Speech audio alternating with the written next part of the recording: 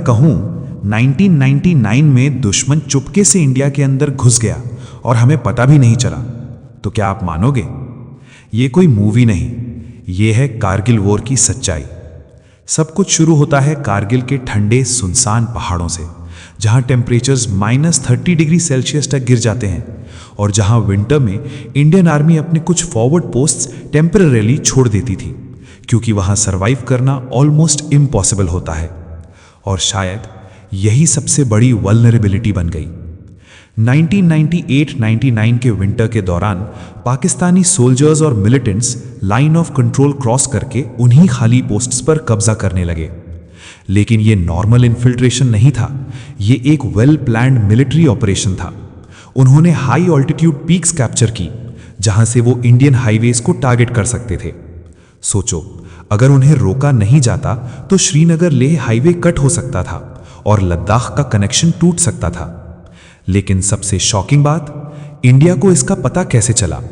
ना सैटेलाइट्स ने डिटेक्ट किया, ना इंटेलिजेंस एजेंसीज ने वार्निंग दी। सच सामने आया एक लोकल शेफर्ड की वजह से। उसने देखा कुछ अजीब लोग माउंटेन्स पर मूवमेंट कर रहे हैं और उसने आर्मी को इन्फॉर्म किया। सोचो, एक इतनी बड़ी इन्फिल्ट्रेशन और उसका फर्स्ट क्लू एक आम आदमी देता है। जब इंडियन आर्मी ने इन्वेस्टिगेट किया तो सच सामने आया। एनिमी सिर्फ घुसा नहीं था, वो ऑलरेडी स्ट्रेटेजिक पोजीशंस पर बैठा हुआ था और तब तक सिचुएशन सीरियस हो चुकी थी। इंडिया ने तुरंत रिस्पॉन्स दिया। ऑपरेशन शुरू हुआ, ऑपरेशन विजय। लेकिन ये कोई सिंपल वॉर नहीं था, ये वॉर था वर्टिकल बैटलफील्ड का। इंडियन सोल्जर्स को नीचे से ऊपर चढ़ना था और एनिमी ऑलरेडी टॉप पर था। सोचो, आप नीचे हो और दुश्मन ऊपर से फायरिंग कर रहा है। हर स्टेप डेथ के सामने चलने जैसा था। फिर भी इंडियन आर्मी ने हर पीक वापस लेने का डिसीजन लिया। एक एक इंच, एक एक पहाड़ी खून और हिम्मत से वापस ली गई। टाइगर हिल, टोलोलिंग, ये सिर्फ जगह नहीं थे, ये बैटल्स थे जहां हिस्ट्री लिखी गई। इंडियन सोल्जर्स ने इम्पॉसिबल को पॉसिबल बना दिया। कई जवान शहीद हुए, लेकिन उन्होंने पीछे मुड़कर नहीं देखा।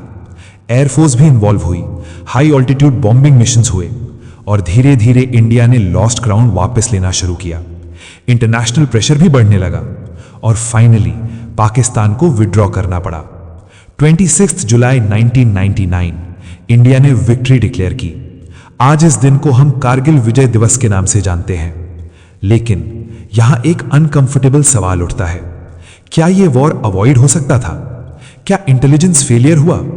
क्या वार्निंग साइंस इग्नोर हुए? या ये एक ऐसी सिचुएशन थी जहां एनिमी ने एक परफेक्ट टाइमिंग चूज की? सच शायद बीच में कहीं है, लेकिन एक बात क्लियर है, अगर उस वक्त इंडियन आर्मी इतनी क्विकली रिएक्ट नहीं करती तो सिचुएशन बहुत ज्यादा डेंजरस हो सकती थी। कारगिल वॉर सिर्फ एक मिलिट्री विक्ट्री नहीं थी, ये एक रिमाइंडर था कि बॉर्डर्स पर एक छोटी सी लैप्स कितनी बड़ी कॉस्ट ला सकती है और एक सोल्जर की हिम्मत कैसे हिस्ट्री बदल सकती है। अगर आप उस वक्त डिसीजन मेकर होते और आपको यह न्यूज मिलती कि एनिमी ऑलरेडी ऊपर बैठा है, तो आप क्या करते? अटैक, वेट या निगोशिएट?